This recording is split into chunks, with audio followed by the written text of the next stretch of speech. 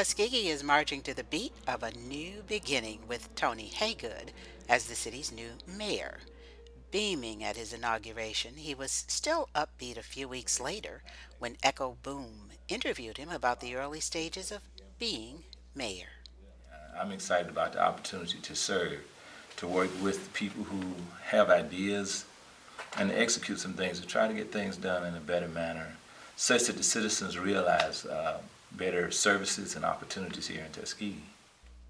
This new beginning is not a blissful honeymoon. He inherited old headaches, but he feels the remedy will come from the continued unified efforts of his office, the city council, city manager, and other stakeholders.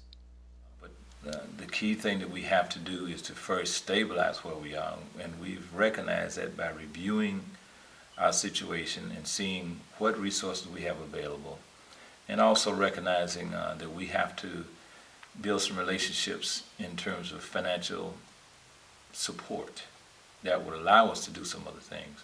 Because right now we don't have strong financial support from our banking institutions, so there's a need to reestablish that so that going forward we have some room, a cushion as you would say, and not to feel so restricted in terms of how we operate. He is genuinely optimistic about this city's future and is elated over a new equipment purchase. We get almost $700,000 ladder truck. That ladder truck will reach anything on this campus. And we don't have much in the city that's needed for. It reaches 75 feet by hydraulics.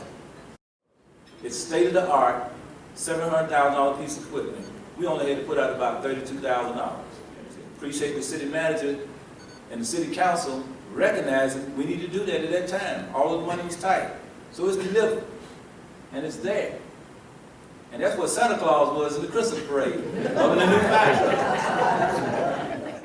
Progress and challenges are twin realities inside city government, and there are also challenges on the outside.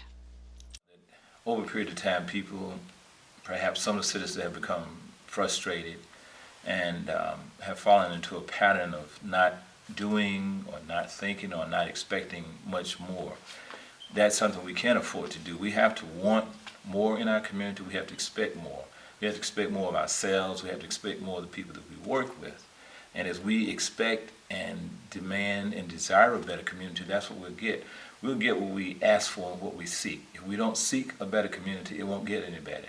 We can't just sit and talk about it or complain about it or feel like nothing's going to change. It will change when we decide to make it change. And that involves citizens being proactive. It involves citizens expecting and asking the city government to do more for it. And it involves the city government being more open and responsive to citizens' requests and needs. Speaking of citizens, they have been giving him an earful. The main thing I hear from citizens is opportunity. They want the opportunity to be able to develop businesses, to improve the conditions and their living conditions in their areas, such as abandoned houses and the streets, and to try to get a handle on the utility situation. The utilities is a very big challenge for most citizens. Real or perceived, there is seems to be a problem there to most citizens. So I think that's something we have to address. We can't get around and try to see how we can help citizens have a more manageable utility situation. Now, in that sense, it may be because many of the houses here, as we know, are older. Very few houses have been built here in the last 10 years or so. Most houses are much older. Most of our apartments are 20, 30 years old, if not older. So they're not necessarily energy efficient. But if there are some things that we can do from the utilities board or from the city to help citizens manage their utility situation, it's to our benefit as well as to that of the citizens. Because we want the citizens to be comfortable, but yet we don't want them to be burdened with a utility bill that they can't manage. That doesn't help the citizens, and it really doesn't help us in the long run. Another priority is alleviating blight. But we're developing a plan to address those abandoned houses. Priority would be naturally those houses that are on the corridors leading to the city, our main streets, and then go to the secondary streets. And also houses that are next door to people who are living and are uncomfortable with the conditions that the house next door has created. So we'll set up a list of priorities about how to address them. And then once they are abated, then the city will have to develop how we will make them available to other people who may want to have an interest in the houses, may want to obtain the houses, and under what kind of conditions they'd have to obtain them, and then to people even outside who may want to invest in the house. And regarding job growth, there are positive developments. I think that we'll have an opportunity to get some industries here. We've had some. I've talked with at least 2 potential industries that have expressed an interest in coming into Tuskegee, and particularly into the Commerce Park. It's just a matter of time when we get the right match. A lot of industries come in looking for incentives, so we have to work with the state of Alabama that actually offers incentives. The city offers some, but our potential and ability to offer incentives to external industries is limited. He says we already have a homegrown industry that can generate more jobs: tourism. We just have to develop a reasonable plan and coordinate the activities of a number of entities in this community so it works together. Right now, a lot of that activity is going on independently, which doesn't give us an opportunity to capture the resources or the jobs around the tourism activity that comes into the community. So we hope to, bring everyone together more in a more unified way to develop a plan that will allow us to capture more of the resources and develop more jobs around tourism and retail. Roses came in and bought Maxway, which expanded, and it was good to see. We had the ribbon cutting the other day, and you saw the entire staff there. There were more people working there than I realized. Now, while some of them are part-time jobs, they are opportunities for people to earn additional revenue and income. But that was encouraging because instead of a store leaving, this was a store that was being taken over by a different division and a larger store that actually gives us more opportunities in selection in terms of merchandise that we can buy at the store. So we have some new opportunities in retail, and I think we have some others coming. I wish to offer to Mayor Haygood the heartiest of congratulations.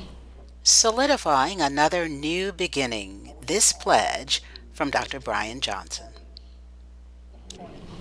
I assure you on behalf of Tuskegee University that he will have my unwavering support, my unwavering commitment, most importantly, my unwavering friendship. In these days and times, as a people, it is going to be very important that we have not only mere words of support, but activities and works that will support and help. And I assure you, Mayor Haygood, Tuskegee University will intend to do that.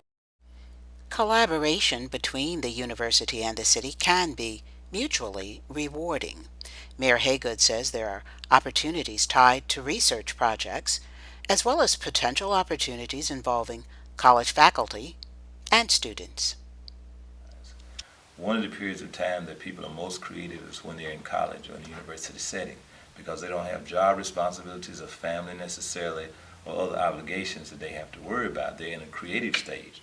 And so we'd like to get that talent more involved in the city because they may offer solutions that we haven't thought about to challenges that we see. You've got people in school of business that can tell us a lot about how we operate and they offer suggestions. Now, they may not always work because there may be some things that they don't understand, but at least by offering the suggestions, it gives us an opportunity to see things from a different light and consider them. You have people in the School of Engineering that can help us solve some of our challenges in our traffic situations here. Construction science and architecture. The abandoned houses is a perfect example where they could get involved and give us assistance there. So there are a number of areas where not only the students could get involved and help us out, but the staff and faculty, and then the research opportunities from the Department of Agriculture and other areas as well.